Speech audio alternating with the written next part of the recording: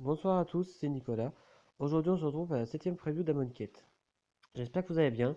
Bon, moi, personnellement, ça va très bien. Écoutez, cette semaine, j'ai le bac blanc, donc je ferai des vidéos, mais voilà, ça sera un peu compliqué. Je serai un peu fatigué. Mais bon, vous inquiétez pas, comme promis, je l'ai fait, les previews. Puis voilà, ça vous fera plaisir. On commence avec une carte à répercussion, impossible, pour 3 dons de noir. Un rituel qui permet de détruire la créature ciblée ou planeswalker ciblé. Très bon. C'est comme la chute du héros de Theros. Et enfin, retour pour 4 dont un noir. Exiler une carte ciblée depuis un cimetière. Créer un jeton de 2 noirs zombies. Que dire de plus? C'est très fort. En limité, c'est très fort si vous voulez éliminer votre cœur directement. C'est très fort. J'adore. Nous continuons avec Hydre Honoré. Pour 6 dont un vert. Une 6-6 piétinement, ce qui est déjà pas mal. Puis après, elle a embaumement 4 dont un vert, justement. Et ça fait du coup ça. Zombie, serpent hydre en blanc. J'adore le dessin. Super, super marrant. On continue avec les cartes qui ont été révélées vendredi mais qui ont été traduites du coup.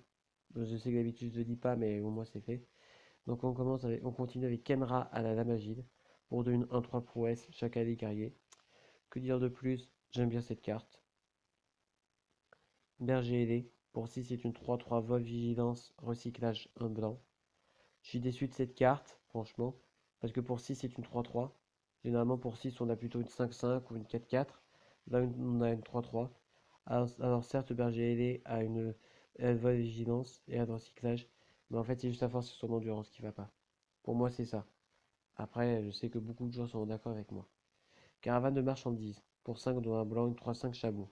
Quand elle arrive sur le champ de bataille, si vous contrôlez une créature engagée, créez une 1-1 blanche guerrier avec la vigilance. Cette carte, j'aime bien, elle est mieux, je trouve. Parce que déjà, on a de bonnes stats pour 5. Et puis ça, il vaut mieux jouer pour la deuxième phase principale, dans ce qu'on a attaqué. Comme ça, au moins, on a 7 cartes, plus un guerrier pour nous protéger, avec la vigilance. Donc je préfère ça. Ensuite, nous continuons avec les nouvelles perspectives.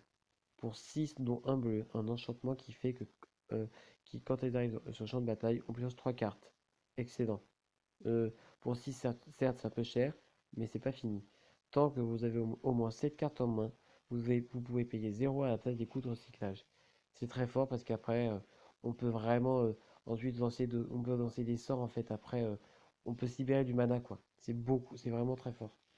Les decks qui jouent beaucoup au recyclage, avec les anciennes cartes de recyclage, ça va beaucoup leur plaire. L'ange des condamnations, qui est pour moi beaucoup mieux que le berger ailé. Normal, c'est une mythique. Excusez-moi. Pour 5, c'est une 3-4 vol.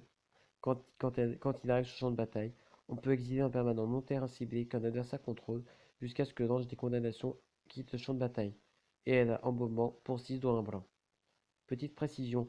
Au départ, j'ai cru que, vu que sa traduction en anglais c'était Angel of Sanction, c'était un ange des sanctions. Et bien pas du tout. Je me suis totalement trompé. On continue avec l'approche du second soleil. Pour 7 dont un blanc, un rituel qui est un peu compliqué, mais que je vous déconseille en limité fortement.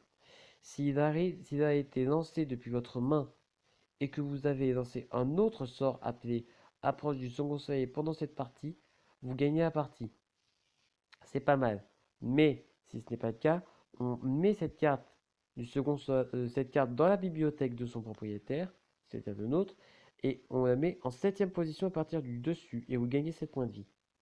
C'est sympa, mais je vous le déconseille fortement en limité, parce que déjà les cartes à 7 mana, c'est pas toujours évident à y placer dans un deck. C'est vraiment en cas de 23e carte, on peut dire, hein. Ensuite, réalité cruelle. Pour 7, donc 2 noirs, un enchantement aura malédiction. On enchante un joueur. Au début de l'entretien du joueur enchanté, pardon, ce joueur sacrifie une créature en Planeswalker. Si ce joueur ne peut pas faire ainsi, il perd 5 points de vie. C'est excellent, franchement, je n'ai rien à dire. Mais en standard en commander. Comme, le- comme cette carte, approche du second soleil. Parce qu'en limité, tu vas pas placer ça. Parce que moi, ma technique, c'est que pour vous avouer, c'est que je fais 23 sorts, 17 terrains. Comme ça, j'équilibre vraiment bien et c'est beaucoup plus équitable. Et du coup, j'ai vu que Nactamon ou Nactamon, je sais toujours pas comment on dit, mais je dis plus Nactamon maintenant, ben c'est une ville qui est dans la pénombre malheureusement. Ensuite, nous avons la championne de Ronas. Pour 4, une 3-3. Chacun des guerriers. On peut la surmener quand elle attaque. Si on fait quand on fait ainsi, on peut mettre sur le champ de bataille une carte de créature de votre main. Et c'est vraiment très fort lorsqu'on la surmène. Bon, comme d'hab, ne pas la faire à tous les coups, mais c'est ultra cheaté. Parce que, je vais vous dire tout de suite, là, si jamais par exemple on a un dieu et qu'on peut produire l'effet du dieu, par exemple, imaginez que là on a euh, dans les deux qualités révélées, Kefnet, voilà, on a Kefnet dans notre main et on a 8 cartes dans notre main et qu'on pose cette carte, on en a plus que 7, on en a plus que on en a 8 lorsqu'elle est posée et lorsqu'on la surmène, et ben on pose le Kefnet et comme ça voilà. Deux petites surprises, certes elles sont en anglais, désolé, mais c'est la créature jeton zombie et chat du chat sacré, donc là 1-1 lien de vie, et l'ange de condamnation la 3-4 avec sa capacité vol et compagnie. Et j'ai une petite surprise pour vous les amis.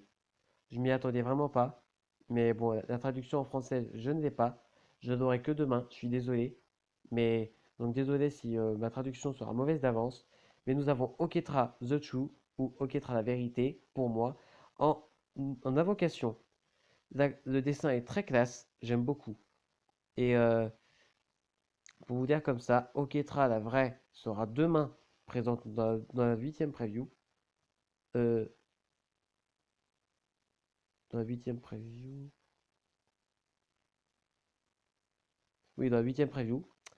Et donc du coup, voilà. Donc pour 4, c'est une 3-6 double initiative indestructible. Je m'y attendais vraiment pas, la double initiative. Oketra the True, je dis comme ça en anglais, comme ça c'est plus pratique, ne peut ni attaquer ni bloquer, à moins qu'on vous contrôlez au moins 3 autres créatures.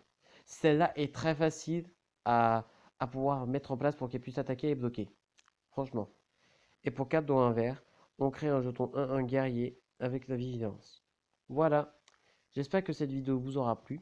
Si c'est le cas, n'hésitez pas à lâcher un pouce bleu, un commentaire ou de partager la vidéo, ça fera toujours plaisir à voir. Ensuite, vous pouvez vous abonner, c'est juste en dessous de la vidéo, c'est le bouton rouge là, s'abonner. Allez-y vite, vous aurez tout plein de contenu. Quant à moi, je vous dis bonne soirée, à demain pour la 8e preview d'Amon Quête, et voilà. Ciao ciao les amis.